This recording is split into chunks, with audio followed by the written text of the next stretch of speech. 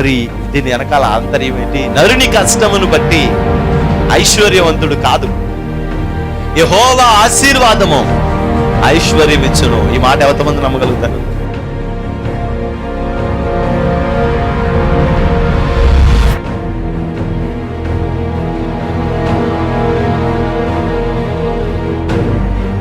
ఆ రక్షణను మనం చూడాలి, అనేక ఆత్మల రక్షణను మనం చూడాలి. దేవుని యొక్క మందిరంలో దేవుడు చేసే అద్భుత కార్యాలన్నిటినీ మన కన్నులారా మనం చూడాలి. నేడు ఈ ఇంటికి రక్షణ వచ్చింది. ఎప్పుడో మన దోషములను మనం విడిచిపెట్టుకున్నాం.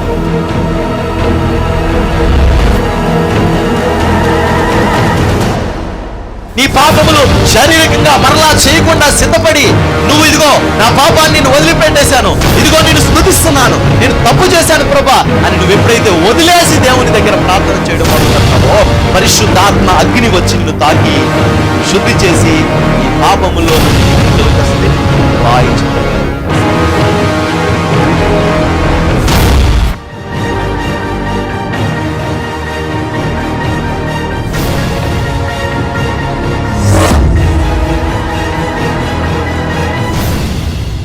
సంఘ పెద్దల గురించి చెప్తే, భోజనాలు ఏదో సందర్భం గురించి చెప్తే, అంటే వీళ్ళకి ఏంటి? అప్పుడు వాళ్ళు అన్నారు, ఇక్కడ మా మీటింగ్ కాదండి, ఈ ఏరియాలో ఏ మీటింగ్ జరిగినా ఇదే సందర్భం. ఒక సందర్భంలో మీటింగ్ జరుగుతుంటే లేచి అసలు మా చర్చికి రండి, మా చర్చిలో వాక్యం ఏంటో చూపిస్తామంటే అర్థం ఏంటి?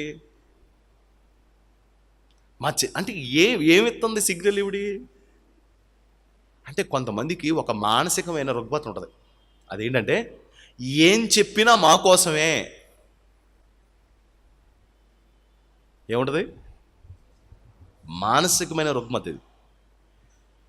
ఏం చెప్పు, ఈరోజు మన కోసమే రా వాక్యం చెప్పాడు అంటాడు. కొంతమంది ఇంకొక అడుగు ముందుకేసి, విజయ్ ఏంటి ఈరోజు వాక్యం అంతా విన్నావా? విన్నాను, బాగుంది, ఈరోజు దేవుడు మాట్లాడాడు నాకు, మొత్తం నీ గురించేరా వాక్యం అంటాడు.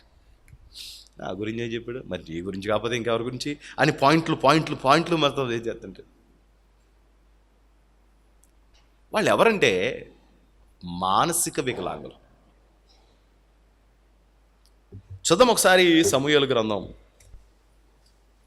వాళ్ళందరూ మానసిక వికలాంగులు. వాళ్ళు ఇంకా దేవుని వాక్యములోని ఆ అనుభవాన్ని వాళ్ళు ఇంకా తెలుసుకోలేదు. 6వ వాక్యం 3వ అధ్యాయం. యెహోవా మరలా సమూయేలును పిలువగా, చిత్తము నీవు నన్ను పిలిచితివి గనక వచ్చితినా నేను. అందుకు అయితే అతడు, నా కుమారుడా, నేను నిన్ను పిలువలేదు, పోయి పండుకొమ్మనెను. ఏమంటాడంట? నేను నిన్ను పిలవలేదు, పడుకోలే చెప్పాడు. ఆ తర్వాత సమూయేలు అప్పటికి యెహోవాను ఎరుగకుండెను. యెహోవా వాక్కు అతనికి ఇంకా ప్రత్యక్షము కాలేదు. యెహోవా మూడవ మారు సమూయేలును పిలువగా అంటే ఆల్రెడీ 2 times పిలిచాడు, ఇప్పుడు 3వసారి పిలుస్తున్నాడు. మీకు అర్థం కాకపోవచ్చు ఈ విషయం. ఆల్రెడీ నీకు 2 సార్లు చెప్పుండొచ్చు, ఇది 3వసారి అవ్వచ్చు. ఇంతకుముందు 30 సార్లు చెప్పుండొచ్చు దేవుడు, నువ్వు వినకపోయి ఉండొచ్చు. దేవుడు చెప్తుంటే కూడా కొన్నిసార్లు దైవజనుడు చెప్పాడు అనుకుని భ్రమ పడతా ఉంటారు. కొన్నిసార్లు దేవుడు గద్దిస్తున్నా సరే దేవుని గద్దింపు కాదు, ఇది ఆ వ్యక్తి గద్దింపు అనుకుంటూ ఉంటాడు. నేను చెప్తాను, ఒక విషయం గుర్తుపెట్టుకోండి. అంతా నాశనం అయిపోయిన తర్వాత పశ్చాత్తాపడినా రియలైజ్ అయినా వచ్చేది ఏముండదు. ఒక యాపిల్కాయ కొలడం మొదలుపెట్టింది, మచ్చ కనబడుతుంది ఒక దగ్గర, ఒక స్పాట్లో మచ్చ కనబడుతుంది, చాలు. ఒక స్పాట్లో మచ్చ కనబడుతుంది. అప్పుడు యాపిల్కాయని కోసి ఆ ముక్క తీసామనుకోండి, ఎంత పని చేస్తుంది? 3% పని చేస్తుంది. 4 బిట్లకి 1 బిట్ పోయి 3 బిట్లు పని చేస్తుంది. సరే ఆగేమనుకో, ఒకరోజు 1 side అంతా వచ్చేద్ది. అప్పుడైనా సరే కానుకొని సగం పెంచి తీసామనుకో, ఎంత తినొచ్చు? సగం తినొచ్చు. సరేనా, అప్పుడు కూడా ఆగేమనుకో, రోజు 30కి పోతుంది. సరే అప్పుడేం తీసుకుంటే చిన్న పీస్ తినొచ్చు నువ్వు. 4వ రోజు కూడా ఆగేమనుకో, మొత్తం కాయంతా పోతాయి. దిద్దుకోవడానికి సమయం అంటే ఇది, సరి చేసుకోవడానికి సమయం. దేవుడు చెప్తుంటే కూడా కొంతమంది ఏం కదా, దేవుడు కాదు, మాస్టర్ గారి చెప్తున్నాడు. మన గురించి ఎవరో ఇంటిచ్చుంటారు ఆయనకి, మన గురించి ఏదో చెప్పుకుంటారు ఎవరో, అందుకే మన గురించి అలా చెప్పుకున్నాడు. పర్లేదు చెప్పుకొని కుళ్ళికి న్యాయం దేవుడే చూస్తాడు. అంటే నీకు నువ్వే తీర్పు తీర్చుకోవడం కాదు ఇది, కుళ్ళికి న్యాయం దేవుడే తీరుతాడు. అష్టాచెమ్మలో మాటలో మీరు ఇంట్లో ఇక్కడ మాట్లాడితే ఎలాగండి? నేను అష్టాచెమ్మ అడిగండి, ఎంత న్యాయంగా యథార్థంగా అడిగండి చెప్పలేను. ఫస్ట్ ఇలా పట్టుకుని ఊపి ఊపి ఊపి ఊపి వేసివ్వండి, 2 పడేది దేవుడికి అనివ్వండి. అదే 4 పడింది అనుకోండి, ఆర్డర్లోకి వెళ్ళిపోయివ్వండి, మళ్ళీ తీసుకునివ్వండి, మళ్ళీ ఊపివ్వండి, మళ్ళీ వేసివ్వండి, కన్ను పడేది. ఏమంటారు? దేవుడికి కాదు, దెయ్యానికి. మొదట వేసి దేవుడికి, తర్వాత మళ్ళీ ఊపి మళ్ళీ వేసివ్వండి, అప్పుడు దెయ్యానికి. పడేకే అనివ్వండి. వాళ్ళందరూ అంటారు ముందు చెప్పా, వర్మాయ్ ముందు చెప్పడం ఏంటి, తర్వాతే చెప్తాం. మళ్ళీ ఊపి మళ్ళీ వేసివ్వండి భూతానికి. ఏంటి ఇన్ని ఉంటాయా అని వివరాలు? ఎన్నైనా ఉంటాయి. మనం దొంగట ఆడేటప్పుడు దేవుడికి, దెయ్యానికి, భూతానికి మళ్ళీ ఊపి మళ్ళీ వేసివ్వండి. అయితే ఇది నాకు, మరి నీకు కూడా అంటారా? అప్పుడు ఊపి మళ్ళీ వేసివ్వండి.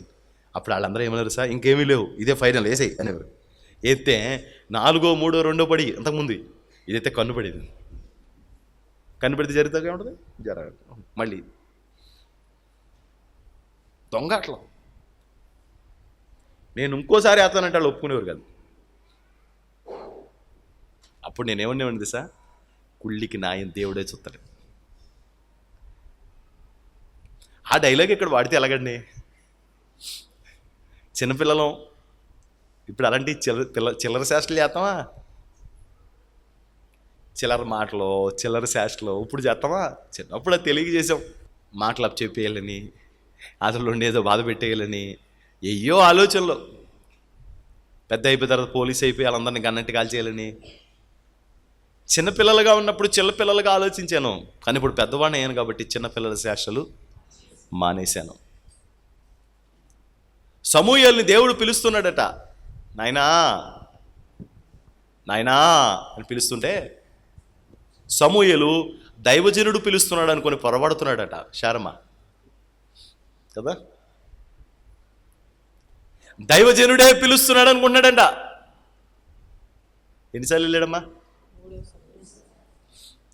అప్పుడు సమూయేలు ఏం చెప్తున్నాడంటే, నాయనా నీకు వర్తమానం చెప్పేది ఏలి కాదు నాయనా, ఏలినవాడైన సర్వేశ్వరుడు చెప్తున్నాడు. ఏలినవాడైన సర్వేశ్వరుడు చెప్తున్నాడు. ఈసారి ఆయన నీతో మాట్లాడినప్పుడు నీ దాసుడు ఆలకించుచున్నాడు, నీ దాసుడు ఆలకించుచున్నాడు, సెలవిమ్మని అడగాలి. నువ్వు ఏమని అడగాలట? నీ దాసుడు ఆలకించుచున్నాడు, సెలవిమ్మని అడగాలి. గట్టిగా చెప్పండి అందరూ. నీ దాసుడు ఆలకిస్తూ ఉన్నాడు, చెప్పండి ప్రభువా అని అడగాలి. అడిగితే ఆయన నీకు మాట్లాడతాడు, ఆయన నీతో చెప్తాడు. ఆయన ఎవరో కాదు, మన ఆరాధ్య దైవం. మన ఆరాధ్య దైవం నీతో మాట్లాడుతూ ఉన్నాడు. ఇన్నిసార్లు పిలుస్తున్నాడంటే మామూలుడు ఎవడో పిలవడం, మన ఆరాధ్య దైవం పిలుస్తున్నాడు. మనం ఆరాధించే, మనం ప్రార్థన చేసే, ప్రతిరోజు నైవేద్యాలు, బలులు, అర్పణలు అర్పించే ఆ గొప్ప మహోన్నతుడైన వాడు నీతో మాట్లాడుతున్నాడు.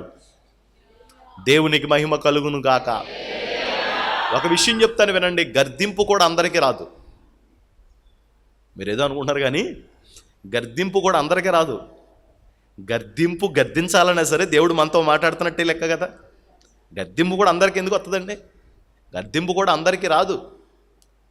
దేవుని చేత ఆ గర్దింపు పొందినవాడు కూడా ధన్యుడు. ఎందుకంటే సరి చేసుకోవడానికి ఒక అవకాశం ఉండి సరి చేసుకున్నాడు అనుకోండి, వాడి జీవితం టర్న్ అయిపోయినట్టే కదా, వాడి జీవితం అద్భుతంగా మారిపోయినట్టే కదండి. కొంతమందితో మాట్లాడ్డా దేవుడు. సౌలుతో మాట్లాడా? నువ్వు చేసింది ఇది, నువ్వు చెందింది ఇది అని దేవుడు గర్దించాడా? గర్దించలే. సౌలు అంటే చిరాకు వచ్చేసింది దేవుడికి. కనీసం మాట్లాడలేదు కాబట్టి సోది చెప్పే వాళ్ళ దగ్గరికి వెళ్ళి సోది చెప్పించుకున్నాడు. సోది చెప్పించుకుంటాకి వెళ్ళాడండి సౌలు రాజు. ఎందుకంటే దేవుడు అతనితో ఏలాగా మాట్లాడలేదు. నీతో దేవుడు ఎలాగైనా మాట్లాడచ్చు, మాట్లాడిన మాట నువ్వు అర్థం చేసుకునే కృప నీకు రావాలి. అర్థం చేసుకునే కృప నీకు రావాలి. ఇదిగో నా దేవుడిని నాతో మాట్లాడుతున్నాడో, నా దేవుడు నాతో ఏం మాట్లాడాడో, నేను నా జీవితాన్ని ఎలా సరి చేసుకోవాలి, నా జీవితాన్ని ఎలా బాగు చేసుకోవాలి, నా జీవితాన్ని ఎలా దిద్దుకోవాలి, నా జీవితాన్ని ఎలా దేవుని కొరకు నడిపించుకోవాలి, నేను క్రొత్త జీవితం దేవుడు అనుకున్నట్టు ఆ అనుభవంలోకి నేను ఎలా రావాలని ఆలోచన చేయొద్దా? తప్పు వెనకాల తప్పు, అబద్ధం వెనకాల అబద్ధం, మోసం వెనకాల మోసం. దావీదు చేసినట్టుగా పొరపాటు జీవితాన్ని అలా తప్పు తర్వాత తప్పు, తప్పు తర్వాత తప్పు, తప్పు తర్వాత తప్పు, తప్పు తర్వాత తప్పు తీసుకెళ్ళిపోతే ఏమవుతుంది? ఏం రాదు. ఒక్కొక్కరు అప్పులు అయిపోతూ ఉంటారు. అప్పులు అయిపోయినప్పుడు వాళ్ళకి ఏం చేయాలో అర్థం కాక ఏం చేస్తారంటే ఇంకోళ్ళ దగ్గర అప్పు చేస్తారు. ఈ అప్పు తీరుతారు. ఆ తర్వాత మళ్ళీ ఇంకొకరి దగ్గర చేస్తారు, ఈ అప్పు తీరుతారు. మళ్ళీ ఇంకొకరి దగ్గర చేస్తారు, ఈ అప్పు తీరుతారు. ఇలాగే ఈ మధ్యలో ఒక 10,000 ఒక 50,000 ఉంటే సంవత్సరం దగ్గర కూడా 1,00,000 అయిపోద్దండి. ఎలా అయిపోతుందో తెలియదు. అప్పులు పాలైపోదాం. ఒక ఆవిడ, మామూలు సాధారణమైన ఆవిడ, ₹1,00,000 చీట్లు వేసిందంట. ₹1,00,000 చీటీ వేసిందంట. 20 మందిని సమకూర్చుకుంది. చీట్లు వ్యాపారం చేసింది. ఎందుకు చీట్లు వ్యాపారం చేసిందంటే, మొదటి చీటీ వాళ్ళు తీసుకుంటారు కదా, వాడి చీట్లో మొదటి చీటీ వాళ్ళు తీసుకుంటారు కదా, ఓ ₹1,00,000 ఉంటే నా అప్పులు వడ్డీకి వెళ్తాయి, ఒక్కొక్క అప్పు తీర్చుకోవచ్చు మెల్లగా, తర్వాత ఇంకో చీటీ వేసి తర్వాత ఇంకో చీటీ అనుకుని. ఈవిడ ఎవరి దగ్గర ఎవరి దగ్గర చీట్లు వేయించిందంటే, వడ్డీకి ఎవరి దగ్గర అయితే తీసుకుందో వాళ్ళ దగ్గర వేయించింది చీట్లు. వాళ్ళు ఏం చేశారంటే తెలివితేటలుగా, ఈవిడ ఎలాగో వడ్డీ కట్టదు కాబట్టి ఈవిడ ఇరికించవచ్చు అని చెప్పి ₹4 వడ్డీ 1,00,000కి. అలా నలుగురిది తీసుకుందంట ₹4 వడ్డీకి. ఆ ₹4 వడ్డీ బోనస్ వస్తుంది కదా, ₹1,000 బోనస్ వచ్చింది అనుకోండి. ఇప్పుడు వీళ్ళు ఏం కట్టక్కల. మొదటి చీటీ అయిపోయింది, రెండో చీటీ అయిపోయింది, మూడో చీటీ అయిపోయింది, నాలుగో చీటీ అయిపోయింది. వీళ్ళు ఏం చేశారండి తెలివితేటలుగా చీట్లు పాడేశారు. వడ్డీ డబ్బులతో ఆవిడ కట్టుకుంటుంది, మన డబ్బులు మనకే వచ్చేస్తాయని. ఇప్పుడు ఈ డబ్బులు ఈ నెలలో ఇప్పుడు మరి ఈవిడికి డబ్బులు ఇవ్వాలి కదా, కట్టుబడి లేదు. 3-4 చీట్లు కట్టుబడి లేదు. దానికోసం ఏం చేసేదంటే, ఒకళ్ళ దగ్గర 50,000 తేవడం, ఈ నెల చీటీ డబ్బులు సరిపెట్టడం. వాళ్ళ దగ్గర ₹1,00,000 తేవడం, చీటీ డబ్బులు సరిపెట్టడం. ₹1,00,000 మిగులుతుంది వెళ్ళి 10 లక్షలు అప్పు అయిపోయిందండి వీడు. ఇంకా ఎక్కువే. నేను దగ్గరికి వచ్చి అడుగుతుంది, అయ్యగారు ఏం చేయాలని. మరి ఏం చేద్దాం అనుకుంటున్నాను అంటే, ఈసారి 5 లక్షలు చీటీ వేసి మొదటి వాయిదా వస్తుంది కదా, ఎన్ని తీర్చేద్దాం అనుకుంటున్నాను నేను. ఇప్పుడు 10 లక్షల్లో ఉన్నావు, అప్పుడు 50 లక్షలు అవుతావు నువ్వు. 5 లక్షలు అంతే. ఇలా ఆలోచిస్తారు పాపం వాళ్ళు. వాళ్ళ దగ్గర శక్తి లేక, పాపం వాళ్ళ దగ్గర శక్తి లేక, అప్పిచ్చేవాళ్ళు లేక, ఏదో తప్పుడు ఆలోచనలు, ఒకదానికి తప్పు ఆలోచనలు ఆలోచించేస్తారు. అబద్ధాలు ఆడడం మొదలు పెడతారు మీదట. లేనిదని, ఉన్నదని, అదని, ఇదని, ఆ పట్టుకొస్తున్నాడు దారిలో ఉందని చెప్పి ఇంకా దిగజారిపోతుంది. లాస్ట్కి రోజు దిగజారిపోతుంది. ఆ పాట చీటేసేటప్పుడు ఒకసారి ప్రార్థన చేసుకుని బాగుండేదేమో. దేవుడు ఆవిడతో మాట్లాడి ఉండుంటే బాగుండేదేమో. ఆవిడ ఇంత ఊబిలోకి వెళ్ళకపోనేమో. ఇలాగా ఇసుక దించుకుని పేడెత్తుకుంటారు కొంతమంది. చిన్న సమస్యలోంచి పెద్ద సమస్యలోకి వెళ్ళిపోతారు కొంతమంది. దేవుడు మాట్లాడితే మనం వాటిలోంచి విడుదల పొందుతాం. మనం దేవుని మాటను వింటే దాంట్లోంచి ప్రభువు మనల్ని ఆశ్చర్యకరంగా విడిపెత్తాడు. దేవునికి మహిమ కలుగును గాక. ఆ యొక్క స్త్రీ దైవజనుడి దగ్గరికి వెళ్ళి అడిగింది, ఆయన సమస్యకు పరిష్కారం చెప్పాడో ఆ ప్రకారంగా చేసింది, ఆవిడ విడుదల పొందింది. నీ దాసుడు ఆలకిస్తున్నాడు, సెలవిమ్మని అడగాలంట. అంటే దేవుడు అలా మాట్లాడినప్పుడు ఆ మాటగా లోబడ్డానికి ఇష్టపడాలి. సమూయేలుతో దైవజనుడు ఏం చెప్తున్నాడంటే, నీ దాసుడు ఆలకిస్తున్నాడు, సెలవివ్వి అని అడగమని చెప్పాడు. ఆయన వినడానికి ఇష్టపడ్డాడు, తన జీవితాన్ని దేవుని కొరకు మలుచుకున్నాడు. కానీ ఆ మాటలు చెప్పిన తర్వాత, ఈ మాటలు ఎవరి కోసమైతే చెప్పబడ్డాయో ఆ వ్యక్తి తమ జీవితాన్ని దిద్దుకోలేదు. తర్వాత అడుగుతాడు, సమూయేలు దగ్గర కూర్చో అంటాడు. వెళ్ళి కూర్చుంటాడు. భయపడి సమూయేలు ఏలీకి ఆ విషయాన్ని చెప్పలేదట. సమూయేలు అడుగుతాడు, ఏలీ అడుగుతాడు, నువ్వు ఈ విషయాన్ని దాయకూడదు, యెహోవా జీవముతోడు, ఈ విషయం నువ్వు చెప్పలేను. చెప్పాడా చెప్పలేదా? అనుసరించాడా? వెంటనే యాక్షన్ తీసుకున్నాడా? తీసుకోలా, వదిలేశాడు. ఏలీ చచ్చిపోయాడు. ఏలీ ఇద్దరు కొడుకులు చచ్చిపోయారు. ఏలీ కోడలు కూడా చచ్చిపోయింది. పుట్టినోడు ఏ కాబోదు అంటే మహిమ కోల్పోయినవాడు. నేను అంటాను, 25% చెప్పాడు దేవుడు నీకు, వింటే 75% మిగిలేది. 75% ఉన్నప్పుడు చెప్పాడు, వింటే 50% మిగిలేది. అప్పుడు కూడా చెప్పాడు, కనీసం 25 మిగిలేది. కానీ అప్పుడు కూడా నువ్వు వినలేదు కాబట్టి మొత్తం పాడైపోయింది. మీకు పెద్ద మేడ ఇవ్వకపోయినా పర్వాలేదు దిగని దేవుడు, పెద్ద ₹1,00,00,000 ఆస్తి ఇవ్వకపోయినా పర్వాలేదు, కానీ ప్రశాంతంగా ఉండే పరిస్థితిని మాత్రం తప్పకుండా ఇస్తాడు దేవుని మాటను వింటే. కానీ కాకుండా మనం అలా చేస్తే మేడలో ఉంటాం కానీ మనశ్శాంతి ఉండదు. ఇంటిండా ఆహారం ఉంటుంది కానీ కడుపు నిండా తిండి తినం. పట్టు పరుపు ఉంటుంది కానీ మనశ్శాంతిగా నిద్ర ఉండదు. కాబట్టి దేవుడు చెప్తున్న మాట నువ్వు వింటే కష్టంగా ఉంటుంది, కానీ దేవుడి మాట వినండి. దేవుడు చెయ్యొద్దన్నవి మానేయండి, దేవుడు చెయ్యమన్నవి చెయ్యండి. అప్పుడు మీకు కృప కలుగుతుంది. ఒకవేళ అలా కాదు అని మీరు అంటేనంట, ఆ మాటకి ఆయన చెప్తున్న మాట ఏంటో ఒకసారి చూద్దాం. ఇర్మియా గ్రంథంలో దేవుడు అంటాడు, వాళ్ళు ఆ మాటలు వినడానికి ఇష్టపడకపోతే దేవుడు ఏమంటాడంటే, మేము ఆ మాటలు వినం, మేము ఆ ప్రకారం చెయ్యం అని అంటారు. పై వచనాల్లో మీరు చదివితే 6వ అధ్యాయం 20వ వచనం చదువుకుందాం, 19వ వచనం చదువుతాం. ఇర్మియా గ్రంథం 6:19. భూలోకమా వినుము, ఈ జనులు నా మాటలు వినకున్నారు, నా ధర్మశాస్త్రమును విసర్జించుచున్నారు గనుక తమ ఆలోచనకు ఫలితమైన కీడు నేను వారి మీదకి రప్పించుచున్నాను. షేబా నుంచి వచ్చు సాంబ్రాణి నాకేలా, దూరదేశం నుంచి వచ్చు చెరుకు నాకేలా, మీ దహన బలులు నాకు ఇష్టమైనవి కాదు, మీ బలులు యందు నాకు సంతోషము లేదు. అప్పుడు చదవండి. కావున యెహోవా ఇలాగు సెలవిచ్చుచున్నాడు. ఈ మాటను మీరు బాగా మనసులో పెట్టుకోండి.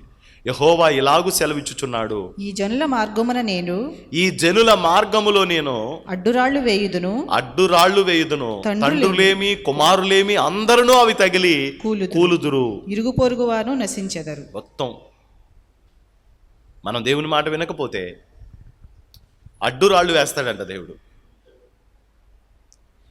తండ్రులకి ఆ రాళ్ళు తగులుతాయి, కుమారులకి ఆ రాళ్ళు తగులుతాయి, ఇరుగు పొరుగు వాళ్ళు నశిస్తారో, కూలిపోతారంట ఆ దెబ్బ తగిలి.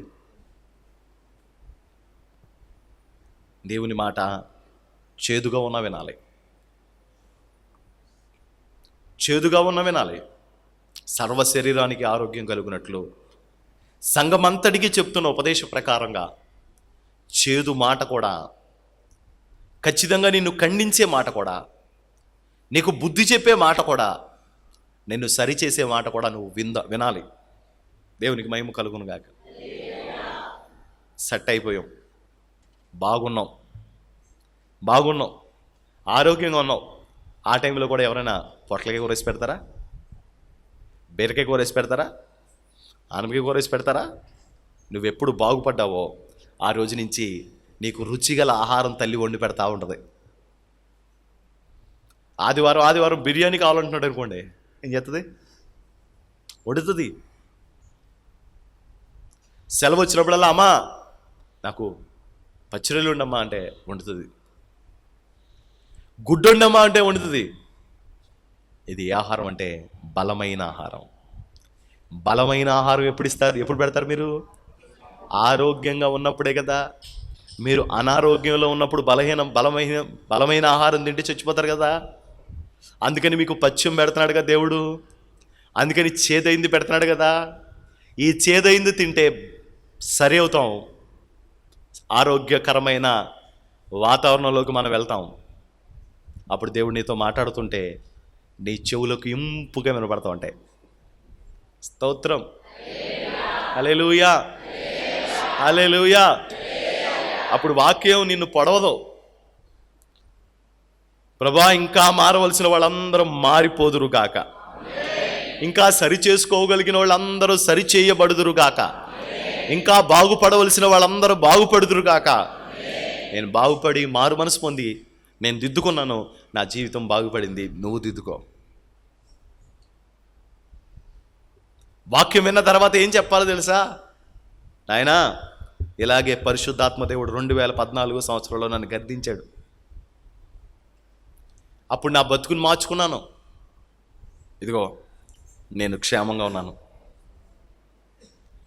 నన్ను 2020లో దేవుడు నన్ను గద్దించాడు. నేను బుద్ధి తెచ్చుకొని నా జీవితాన్ని సరి చేసుకున్నాను. ఇదిగో నా దేవుడు నన్ను ఆశీర్వదించాడు. ఈరోజు నాకు శ్రేష్టమైన ఆహారాన్ని నా దేవుడు నాకు పెడతా ఉన్నాడు. శ్రేష్టమైన ఆహారంతో నిన్ను నింపుతాడు దేవుడు. యెషయా గ్రంథం మొదటి అధ్యాయంలో ఒక మాట ఉంటుంది. ఒకసారి ఆ మాట దగ్గరికి వెళ్దాం. నా ప్రాణ ప్రియుడా, నా యేసు ప్రభువా, నా జీవితం అంకితం నీకే, నా జీవితం అంకితం. యెషయా గ్రంథం మొదటి అధ్యాయం 19వ వాక్యం. మీరు సమ్మతించి నా మాట వినిన ఎడల మీరు భూమి యొక్క మంచి పదార్థములను అనుభవింతురు. భూమి యొక్క మంచి పదార్థములు భుజింపనిత్తును. కూడా అండర్లైన్ చేసుకోండి. ముందే ఆహారం పెట్టాడు, చేదు పెట్టారు, చేదు తిన్నారు, బాగుపడ్డారు. ఈ అధ్యాయం చాలా విచిత్రంగా ఉంటుంది. అధ్యాయం యెషయా గ్రంథాన్ని మినీ బైబిల్ అంటారంట. అంటే యెషయా గ్రంథం మినీ బైబిల్. బైబిల్ అంతటినీ కూడా అనుసంధానం చేయగలిగింది బైబిల్లో 66 పుస్తకాలు ఉంటాయి. యెషయా గ్రంథంలో కూడా 66 అధ్యాయాలు ఉంటాయి.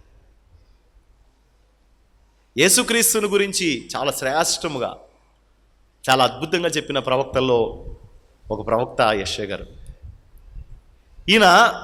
ఈయన ప్రసంగం అంతా కూడా విభిన్నమైన కోణంలో వెళ్తుంది. ఈయన ప్రసంగం అన్ని విషయాలు చెప్పి చివర కంక్లూజన్ ఇస్తూ మీరు ఇలా సరి చేసుకుంటే బాగుపడిపోతారని చెప్పిన ప్రవక్త ఇర్మియా అలా తీసుకోడు. ఏక ఉతుకుడే ఏంటి, ఏక ఉతుకుడు శుభ్రంగా షాంపూ వేసి, సర్ఫ్ వేసి, ఇంకా కొంచెం బ్లీచింగ్ కూడా కొట్టి ఉతుకుడు మా ఇర్మియా గారు. కానీ యెషయా గారు కొంచెం విభిన్నమైన ప్రవక్త. ఆయన పైన చెప్తూ కిందకు వచ్చేటప్పటికి ఏమంటున్నాడంటే, పైన ఏం చెప్తున్నాడో కూడా ఒకసారి చూద్దాం. 2వ వచనం. యెహోవా మాట్లాడుచున్నాడు, ఆకాశం ఆలకించు, భూమి చెవిక్కుము. నేను పిల్లలను పెంచి గొప్పవారిగా చేసి తిని, వారు నా మీద తిరుగుబడి ఉన్నారు. ఎద్దు తన కామాందును ఎరుగును, గాడిద సొంతవాని దొడ్డి తెలుసుకొనును. ఇశ్రాయేలునకు తెలివి లేదు, నా జనులు యోచింపరు. ఎద్దు తన కామాందుని ఎరుగుతుందంట, గాడిద తన సొంత వాడి దొడ్డి ఎరుగుతుందంట. కానీ తన ప్రజలు మాత్రం తన మాట ఏంటో గ్రహించలేరంట. ఇది దేవుడు మాట్లాడుతున్నాడా లేదని గ్రహించలేని గ్రహింపు అంట. ఇది దేవుడు నన్ను గర్దిస్తున్నాడా, లేకపోతే దైవజనుడు ఉద్దేశపూర్వకంగా చెప్తున్నాడా అని ఆలోచించలేనంత స్థితి పాపం వాళ్ళది. అందువల్ల ఏమైందంట, అందువల్ల ఏమైందంటే, పాపిష్టి జనమా, దోషభరితమైన ప్రజలారా, దుష్ట సంతానమా, చెరుపు చేయు పిల్లలారా, మీకు శ్రమ. ఇశ్రాయేలు యొక్క పరిశుద్ధ దేవుని దూషింతురు, ఆయనను విడిచి తొలగిపోయి ఉన్నారు, నిత్యము తిరుగుబాటు చేయొచ్చు, మీరేలా ఇంకా కొట్టబడుదురు. ఎలాగ? ఎక్కడి నుంచి? ప్రతివాడు నడినెత్తిని వ్యాధి కలిగి ఉన్నాడు, ప్రతివాని గుండె అరికాలు మొదలుకొని తల వరకు స్వస్థత కొంచెమైనలు లేదు.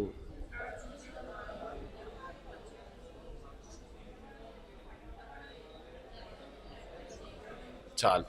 అరికాలు మొదలుకొని తల వరకు స్వస్థత కొంచెమైనా లేదు. ఎక్కడ చూసిన గాయములు, దెబ్బలు, పచ్చిపుండ్లు, అవి పిండబడలేదు, కట్టబడలేదు, తైలముతో మెత్తన చేయబడలేదు. మీరు నా మాట వినకపోవడం వల్ల అంటే ఏంటి? గ్రహించకపోవడం వల్ల, దాని ప్రకారం జీవించకపోవడం వల్ల, దాని ప్రకారంగా నడవకపోవడం వల్ల నడినెత్తి మొదలుకొనంట అరిపాదాల వరకు స్వస్థత కొంచెమైనా లేదట. ఇది చెప్పాడు ఆయన. అంత నాశనం అయిపోతుంది ఒక్కొక్కటి. కానీ చివరికి వచ్చాక ఏమన్నాడంటే, సమ్మతించి నా మాట వినిన ఎడల భూమి మీద ఉన్న మంచి పదార్థాలు మీకు పెడతాను, భుజింపనిత్తును. ఇది ఆహారం బలమైన శ్రేష్టమైన ఆహారం. మొదట మందు పెట్టాడు, మందు ఇచ్చాడు, బాగుపడ్డాం. ఇప్పుడు ఏం తినాలి? శ్రేష్టమైన ఆహారం. పొద్దున్న లేచి బాదం పప్పు తినాలంట, పెడతాడంట. పిస్తా పప్పు పెడతాడంట,